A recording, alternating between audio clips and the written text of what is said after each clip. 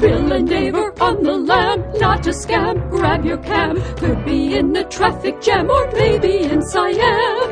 Bill and Dave are hiding out, what's their route? Won't give out, searching Brussels for a sprout. They rarely mill about. Bill and Dave are on the lam, on a tram in Rotterdam. Don't you forward them your spam, they're clearly on the lam. Hey!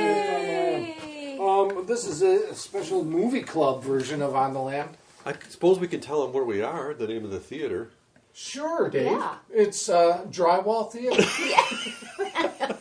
And we'll just leave it at that. Yeah. We're previewing some movies. As we've mentioned before, we have this 16mm movie club, which often, conversation about it will randomly play into our podcast conversation. Credit where credit is due. Bill has a 16mm movie club, and we are lucky enough to participate. Well, thanks, Dave. But it's all we're all in this together. That's the way I look at it. And I've usually just gotten the movies like on eBay, all on eBay, quite frankly, and because I have the 60mm movie projector, which I have moved to this new undisclosed location. In this case, The Drywall Theatre. And Daver recently found a bevy of 16mm movies from the olden days, the 40s, 50s, just the kind of thing we watch. And there were 4 of them. And you... Well, yeah, I mean, this is my first foray into purchasing said 16mm film, so I have no idea what I've got myself into, and that's why I asked Bill if maybe we should screen part of them to make sure that they work and are what they said they were, and that sort of thing. Because I suppose I could have taken the leader off and held it up to the light to see if it looked like a movie. Well, they look like 60mm First one's movies. out of the box. This first one here, and they're just all like the different reels of the movies are. Yeah. And is that how they usually come? Are they in order? I don't know. Do they usually come like that? Yeah.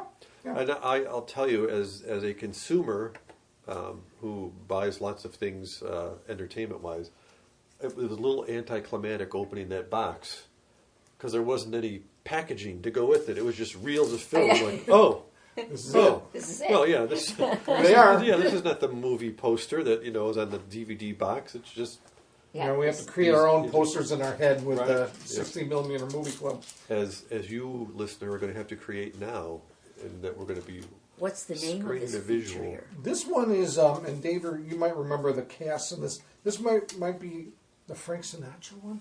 It's was I thinking of this Frank one's Sinatra? The King and Four Queens. Sounds like Frank Sinatra. I don't remember who was in that. It's had the date on here. Well, I thought it did. Should I get a marker to? Do you mark the reels at all, or just? No, the person is already. This is one of 3, so it's. So this is a feature-length film, right? But you're like, we're not going to watch the whole thing. We're just going to test to see if the reels are working. How do they look? I mean, do they look like everything's Physically, okay? yeah, everything looks okay. Because he mentioned that they were all complete films, so I don't know what that meant. It means nothing's missing. Nothing's been cut out. Really? Yeah.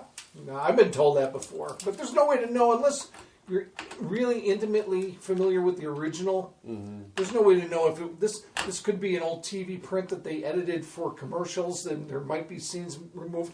Who's to say? Yeah. And a lot of these that end up on eBay were originally from television stations. And they would show them, like for the afternoon movie. Is that what they use, 16mm? Yeah, For TV? yeah, and they would hook it right to the television camera. There would be no projection screen or piece of drywall. Ooh. Okay, now I'm going to make use of the little lamp Daver has me turn it on. I got the first reel loaded for King and Four Queens. There we go. And, Bill's got the first reel loaded, and Bill is not reel loaded. Yeah, but you've got some Hound Wolf beer that I could get loaded on. Me Which too. is always temptation. Threaded through here. This is a nice Elmo projector. It's not self-loading, and neither is it self-loathing. So it lights. It has a good self-image, and we're going to just see if she. It's being a little. Bill is loading the film now. Loading the film, yeah. Putting it onto the projector. Can be a tricky process. Yeah. This is one of those things where do you call the finished film or the unexposed film that you put in the camera when you're taking the movie? When do you use the word film? Well, I guess it's applicable all the time. I would say. But the trick is to get it to hang on to the take-up reel. You kids today with your DVD players. Yeah, just put it in, press play.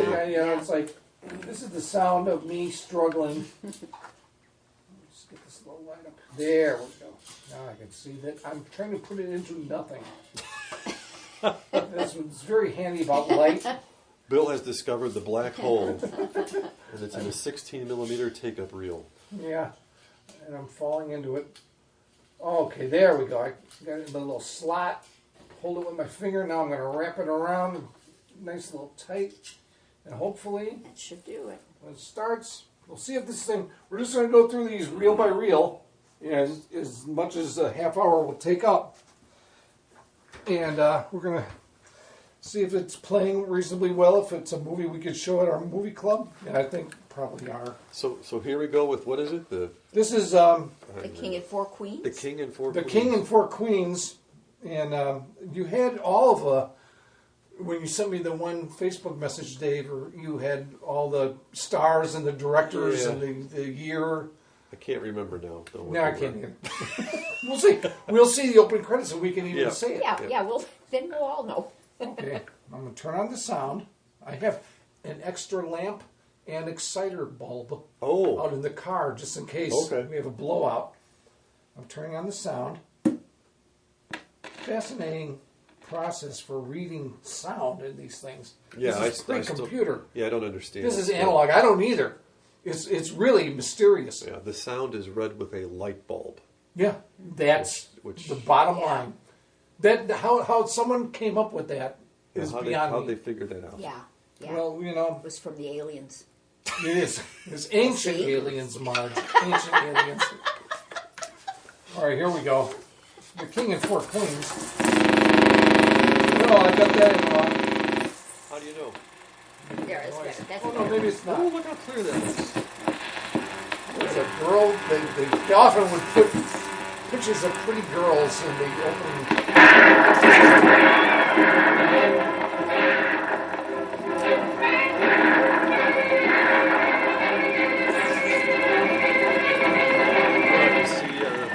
horse riders, the deserts, mountains Looks area. like Well, this is Clark Gable and Clark Albert Gable. Parker. This is the Western, okay. The King and Four Four Queens. Queens. Clearly the king in this case is Clark Gable.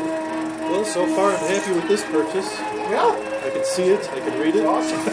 Yeah, it's a little red, but we've had red movies yeah. at Movie Club many yeah, times. pink movies. Jean Willis, she was a very tall girl from the Three Stooges shorts. Oh, And okay. J.C. Flippin. It's on the bottom there. Oh, Joe Van Fleet. Jo Van Fleet, very famous actress. She must be one of the queens also. I wonder if this is filmed in Bryce Canyon because I want to hear some dialogue. Because of the, there were just the those way it- mountains there. And before we move to the next reel, I just want to hear how the dialogue sounds. why don't you just forward it to the next chapter, Bill? Well, you know, David, no fast forwarding in 16mm movies. You got to be patient. Costume design by Renee.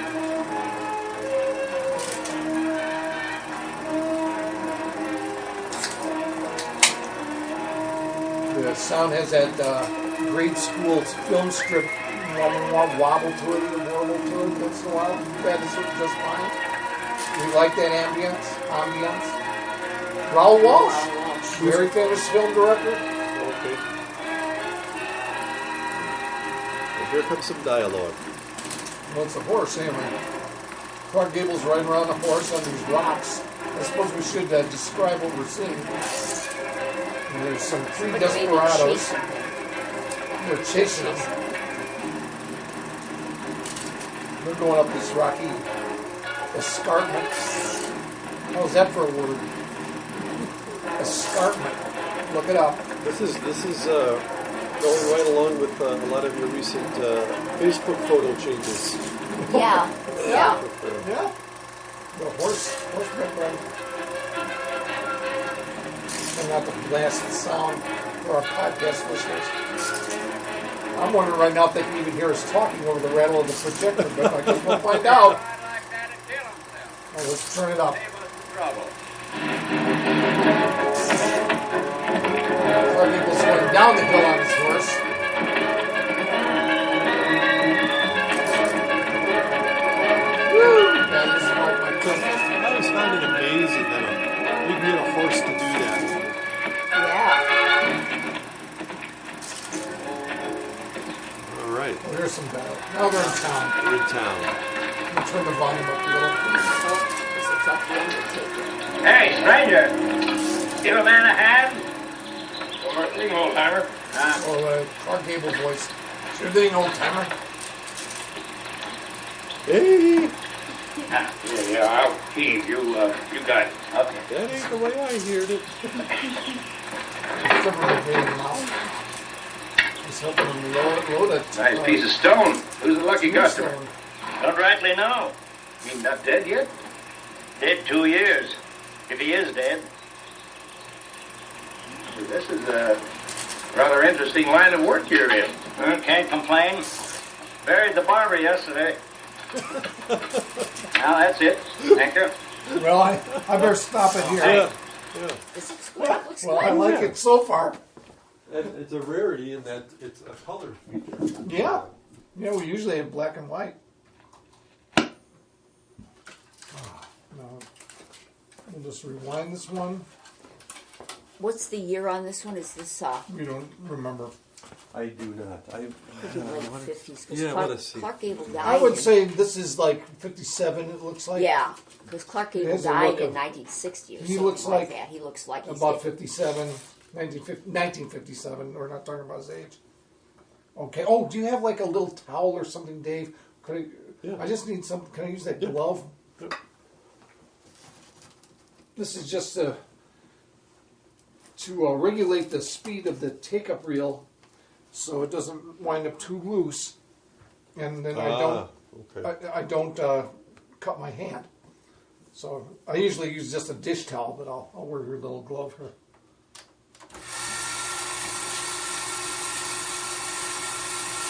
This is the same as when you hit the eject on the DVD player. Yeah.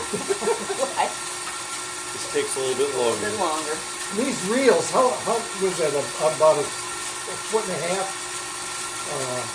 in diameter. I'd say about 14 inches. Yeah, a little more than a foot of that. Not quite a foot and a half. These are big reels. There's two of them. This is the biggest take-up reel they make for a 16 millimeter. It will hold 1,600 feet of film. It's got a deep. It doesn't end up there. It goes all the way deep. Okay. Now we're rewound because we hadn't gotten that far into the movie. So now we're going to check out reel 2 of the same movie. Hopefully it's the next one in the box. I'm going to. Yeah, you should mark that as reel 1. Why not? Well, it's marked. Oh, it is? Oh, marked. okay. I usually write on the reel itself, but these are yours, Daver. So yours. Oh, it yours to doesn't matter. resell. No, it doesn't matter.